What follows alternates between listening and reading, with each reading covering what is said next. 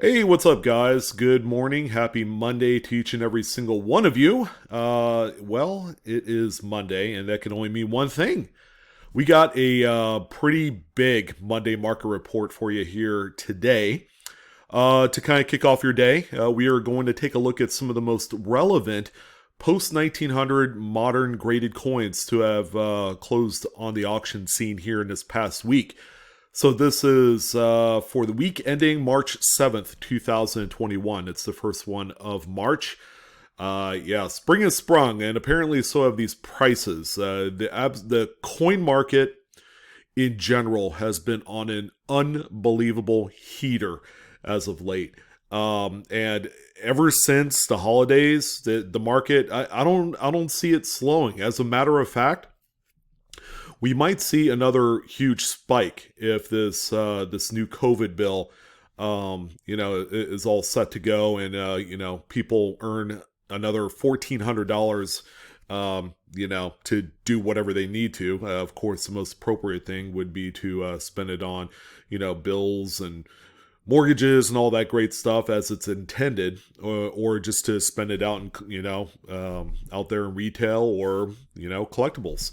I think the last few stimulus checks has certainly gone to that for the people that don't really need them. So the collectibles market, the last couple times we've seen nice little spikes. Of course, the first one way back in June or something like that. The market just took off, and it never looked in the rearview mirror. And then we are continuing on. Last week, I had talked about some pretty wild and crazy Lincoln cents. This week, we're switching gears to Roosevelt dimes. We have 5 dimes on the list, and then by the time you see them, you're like, what? Really? These things sold for what?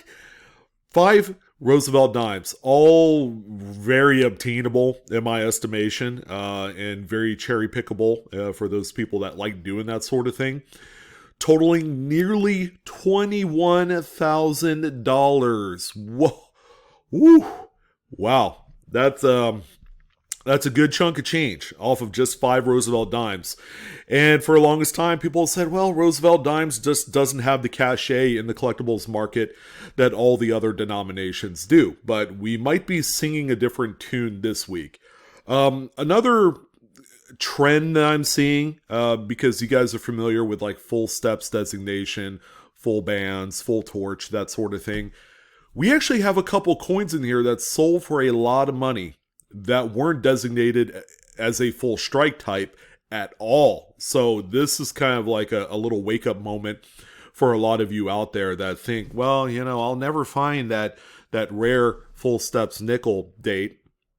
That might not even matter these days, because we have a couple coins on the list that is bucking that trend. All right, and then we're going to take a look at those as well.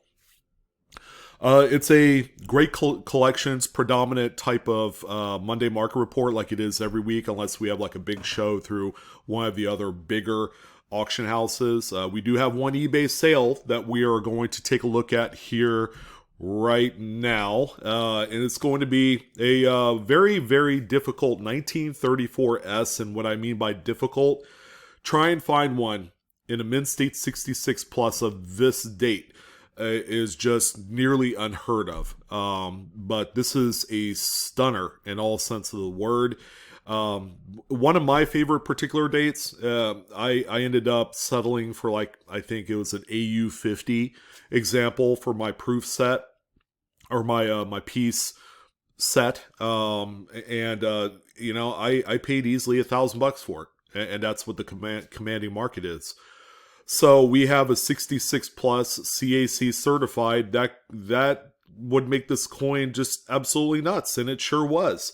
This one was sold on eBay March 5th. All right, so it's just a few short days ago. Here's the actual listing. A best offer was accepted for $70,000 for this coin. It's sold by TNFC. I wanted to go ahead and throw that out there.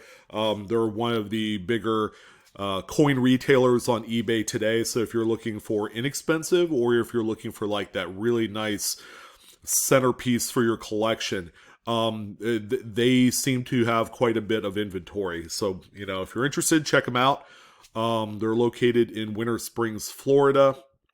I think I've talked about a few of their coins on my High Rollers edition of the market report, and I will be doing one of those here later in the week for the month of February. So stay tuned for that. But $70,000 is a strong amount of money. I think the last example, which was like maybe a 66, sold sometime last year, and I had to say it's right around 20. All right, so there's a pretty big price gap. The market has exploded in the last 12 months. 70,000, strong money for this coin. All right, so let's go ahead and jump into some great collections listings, and we have actually a lot of them. All right, and when I mean a lot, we got 21 coins. I usually don't talk about this amount of coins in one Monday market report because the video can just drag sometimes. But we have 21 coins in addition to the eBay coin we just talked about. Here's a 1990 Lincoln Memorial. One of these sold, I believe, last week. Here's another example. PCGS Proof 69 Red, Deep Cameo. This is the No S variant, all right? So, again, this is a coin that is out there in proof sets. If you have access to a unsearched proof set collection, this is one of those coins that I would say you definitely need to be on the lookout for. This is a variety in which is worth a lot of money. Doesn't matter what grade. But this example right here sold for $4,194. It's a lot of money, for a relatively modern proof set variety, no S. So make sure you look out for it. These, by the way, are supposed to have a physical S mint mark under the date. All right, so that's the regular looking coin right there. This one, however, is atypical. Okay, well, I love talking about these. Believe it or not, this is the cheapest coin on the list. All right, it's a 1972 Lincoln Memorial cent. This one is the doubled die obverse FS 101 variety. This one comes in at a very strong PCGS. Mid-state 66 plus, full red. No, it is not a top pop grade. I mean, this is a pinnacle piece when it comes to varieties of the modern type. The motto, Liberty, the date, it's all good. And you can even see some of that doubling in Lincoln's jacket right there next to the date. This is a beautiful piece. If you're looking to pick one of these up, 66 is not a bad grade. It's not the top pop, but this coin was a little bit easier to access probably 6 months ago for right around $750. This one sold for $1,062, so the market has come up a little bit on this particular variety. The next one that we have here is no doubt about it a registry set piece. That's the only reason why you would even consider buying something like this. It's a 1957 Lincoln wheat cent. This one comes in at a just stellar PCGS mid-state 67 plus full red. It's a top pop coin. As a matter of fact, it's a pop 4. So there's 3 other examples in addition to this one at a mid-state 67 plus. So that puts it in pretty elite company. This one sold for $8,950.50. Again, custom tailored for a registry set, and people pay strong money if they know they're getting a coin that is the top grade for that date type. And believe it or not, this is the last penny on the list. All right, I could have doubled up the Lincoln penny list up to 8 to 10 listings on the report, but I didn't want it to overshadow the Roosevelt dimes that we're going to see here in a few moments. This is a 1934D, not exactly a rare date in mint state grades. However, this one is a beautiful mint state 67 red, CAC certified. More than likely, this one is going to go into some sort of nice registry set. It's a nice top-end grade type coin. This one sold for $2,244.38. The market is just strong for any early Lincolns of the 30s, 40s, and 50s in mint state 67. And then we're going to continue to see that trend, increase as more people dive into the registry set game. All right, it's a popular kind of like side hustle that people like to get into. points-based system. More bragging rights than anything else. You guys have heard me say that before. But, you know, if these coins are selling for this kind of money, you might as well take advantage of it. We might even see another mini spike once this new stimulus money drops, whenever that is. But, you know, now's the time. If you are looking to move some higher end quality coins, you know, make sure you take advantage of this market. All right, we got a few nickels, and we're going to start it off here with, I would say, the most controversial coin on the list. Okay, it's a 1961p Jefferson nickel. Just the grade and strike designation alone kind of makes this one controversial, only because I think this one might have been overgraded a hair. It's a PCGS Mid-State 66 full steps. I would say whoever purchased this, more than likely it's going to go into a registry set. Number two, I would never dare crack this out and resubmit it for any reason. Even if you think it'll be a half a point grade higher. Usually, you know, with full steps, it has nothing to do with actual steps. It's more of the channels that separate each individual step. If that channel goes all the way across and you have 5 complete channels, that entails a full steps coin, regardless of how weak maybe a few of the steps look. This one does have a nick here, and that's the only reason why that I'm second guessing the grade on this one. But it sold for a lot of money. It is a Pop 5. It's a top grade coin. Sold for $6,187.50. You know, probably more room for growth if it wasn't for the fact that this nick was there. I think that might have detracted a few bidders from bidding higher on this coin, seeing as how full steps type of nickels, of the 50s and 60s are so highly coveted that these things can, run away like a freight train. I've seen some of these coins sell for upwards of $20,000, $30,000, $40,000. I've even done videos of that in the past. But this one right here, ladies and gentlemen, just be careful if you are either an investor or a registry set person. You definitely don't want to crack this one out. All right, the next one that we have here is going to be the first of a few coins where strike designation won't matter. All right, it's just going to be your ability to seek one of these out. Now, a 55D Jefferson nickel by itself in mid-state condition is not a particularly hard coin to find. All right, if you needed an example for, say, like a high-end kind of album, you don't care about strike designation, these can be found for about $5 or less. All right, so it's a relatively inexpensive coin to find. However, this one has a little something extra going for it. This one is an over mint mark variety. It's a D over S. If you needed more information, I encourage you guys to check out Variety Vista. They'll have close-ups of this particular over mint mark variety. However, this one is a PCGS Mid-State 66 Plus, and that's it. No full steps, nothing. It's just a really nice example of this particular variety. And because of that, it sold for $2,055.38. This has kind of been a new cherry-picking trend, is finding high-end examples, whether it's cherry-picking it at a show or perhaps a coin dealer, or finding one that's already graded online, like on eBay, and cherry-picking it in a graded slab that's not attributed with that variety. People are going for that, all right? And as you can see, couple $1,000. This is a really nice flip.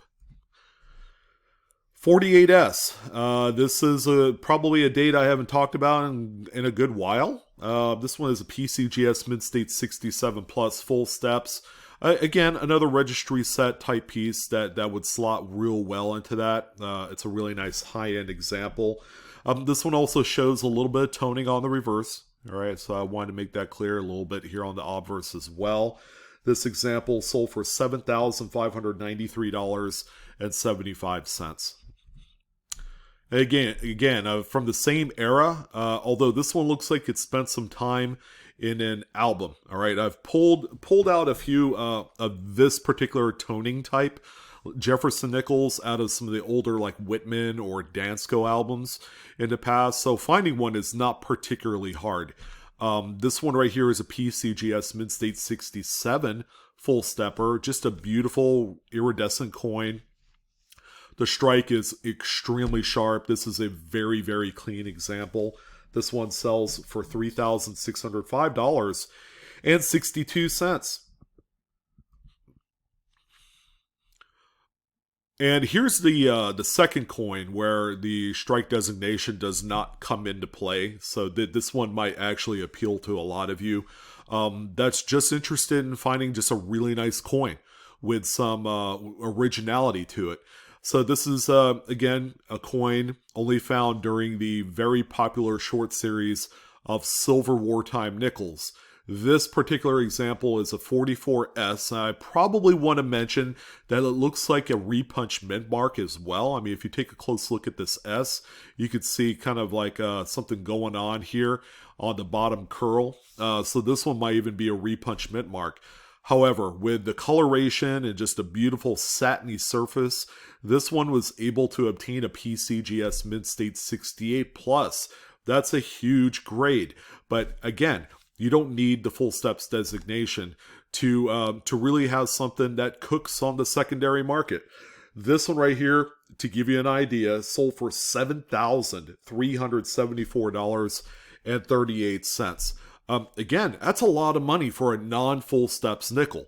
All right, so that might be a little bit extra incentive for those of you out there who like to cherry pick and try and find some of these nicer quality coins. Again, full steps doesn't necessarily mean, it's a deal breaker. Okay, it's not the end of the world if you don't find one.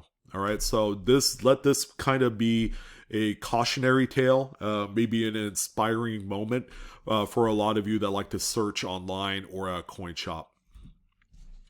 And the last nickel of the group before we get to those incredibly crazy dimes is a 1934p Buffalo nickel. We had to throw in a Buffalo nickel. I could have put in another 5 Jefferson nickels. The market was just that robust this week. 34p is a common date. Again, in high grades, if you needed one for a typeset or your collection of Buffaloes, okay, you could get one of these for under $50. However, this one right here is a rather high graded Mid-State 67 Plus by PC. Just a beautiful coin, very, very lustrous. Sold for $8,726.62. Again, this is another series that people are jumping into to cherry pick high-end coins while they're still affordable raw. All right, people are picking them up, they're sending them off to the graders, and then they're making however much extra money in the process. They don't necessarily, ladies and gentlemen, have to be in that high grade. They could be a grade point lower and still sell for like $400 or $500. All right, so don't sell yourself short if you don't reach that high grade. There are other ways to make money on grade alone. Okay, it's dime time, and I went through all 5 of these, and I'm like, man, this might have all came from the same collection. They all have the kind of toning that's all rather similar. They might have been in an album, I would say, because it's all toning that's targeted around the periphery of the coin on both sides. But in 1958, ladies and gentlemen, only one of the most common minted dates of Roosevelt dimes in existence, right? And we're talking 90% silver. So on its face, just because it's silver doesn't mean it's rare. These were really common back in the day, and they're common today. You could easily cherry pick something like this at a coin shop for a shekel or two. I mean, no kidding. They are out there. This one is a Mid-State 67 Plus full bands. I mean, the grade alone is just beautiful, but you wouldn't think that a coin of this grade level would have sold for, let's see, what was it? $3,862.12. I mean, are you kidding me? That's a really, really high number for this first starting coin, even with the toning. But I'm glad to see that some of the Roosevelt dimes are getting their due. It's a series that has been underpriced, underappreciated, undervalued, whatever other underword you want to use. This is the first coin along the lines of a few that have certainly changed things this past week. Here's another one, 55D. 1955 is a little bit lower mintage issue of dimes for both P, D, and S. They're all much lower mintages, like 1 to 2 million. All right. So, but however, people did know that these were going to be low mintage. A lot of them were taken out of circulation in high grades. And here's a premium example. Only this one, looks like it probably wasn't an album or somewhere stored where it was allowed to tone to this level. It's a Mint State 68 full bands. It's a really high-end example. This one sold for $3,712.50. Pretty crazy money. This one is rather crazy. It's a 54S. Don't let the S mint mark scare you. This is still a common date coin. However, check out the one detail on the slab label. There's no full torch on this. There's no full bands. That's interesting, right? But yet, this is the most expensive dime out of the 5. So, again, going back to the Jefferson nickel conversation, this is a new trend where people are just looking for just like dynamite, radiant, colorful coins, regardless of strike. All right, because we know that PCGS does give a little bit of extra consideration grade-wise to coins with originality. This is an example. It's a Mint State 68 Plus. Yeah, it's a gorgeous high-end coin, but it's not full bands. All right, so what did this one sell for? $5,906.25. Almost $6,000. Wow. I mean, that is life-changing money on a coin that normally can be bought for like $5. $5. Just about every single date of Roosevelt dime, save for like the 51S or 49S, can be had for under $10 a coin in mint state condition. And a lot of these exist in droves out there on the marketplace. So, this is yet another preposterous example of how you can take advantage of the market. This is a huge coin, nearly $6,000 realized for what I would say is just an atypical Roosevelt dime date. Here's another one, 53S. Still on the same level as the 54S, not particularly hard to find. However, this one is a full bands. All right, so San Francisco minted coins of this era are a little bit more well struck. All right, so that's why we have a full bands designation here. It is a 68, so it's a high grade, in terms of numerical grade, it's very, very high. Sold for $3,712.50. Another banger. And then finally, how about a nice blast white 47S? A little bit tougher date. 47, 48, 49 in San Francisco minted style. A little bit tougher to find, and they are, generally not as well struck. Now, the one thing I will say about this coin, it is a full bands. I forgot to put the little slab label on there. However, this one is actually another one of those cool varieties. This is actually an S over D over mint mark.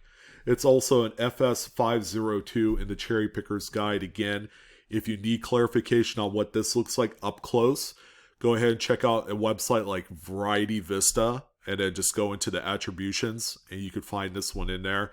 It's a phenomenal coin. But who would have thought that this coin right here, PCGS Mint State 67 full bands, again, sold for $3,712.50. Just a huge, staggering market for Roosevelt dimes this week. Over $20,900 out of the 5 coins.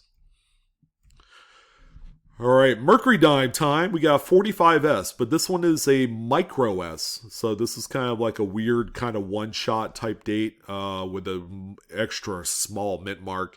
Popularly collected. Up until recently, it's been very popular. It's been getting hotter. This one right here is a PCGS Mint State 67 Plus full bands. It is also CAC certified. And I also want to mention that this was at one point part of the Bassano collection and Forsyth collection. So this one has a couple provenances going for itself. It's a really nice high-end example. More than likely going to Going to go into a registry set of other mercury dimes. Sold for $9,061.88. And the final dime, I would say, hands down, but my favorite coin out of the whole list. It's a 44D. It's very plentiful, very common. But the toning is what really made me fall in love with this coin. I'm kind of like 50-50 on tone coins in general. Sometimes I think they're overhyped, especially the ones that don't look quite this flavorful. I look at it, I'm like, geez, that's like a watercolor. It's that beautiful. PCGS Mint State 68 Plus full bands is just a very, very high-end stunner on a very common date coin that was probably purchased for like $50. A really cheap pickup. Sold for $5,737.50 yesterday. And we do have a couple quarters to round it out. We have 4, as a matter of fact. They're all really modern. Okay, we've talked about 95 before, but here's another one. 95P, high-end grade PCGS Mid-State 68. This is a registry set piece. This one sold for $1,464.75. Finding one that would grade out even at this grade during the 90s, real tough. We got a little bicentennial action. We got a 76D this time around. This one is a high-grade example. Again, made for a registry set. It's a PCGS Mid-State 68 example. One of my favorite ultra-modern coins in history, even though they were minted into oblivion. Many hundreds of thousands of these coins were minted, and finding one today as a mint state example, it's real easy. Even finding one in a BU roll would be pretty easy. Sold for $3,602.25. 71, a little bit tougher date. This one is a PCGS Mint State 67. Again, registry style piece here. Sold for $2,311.88.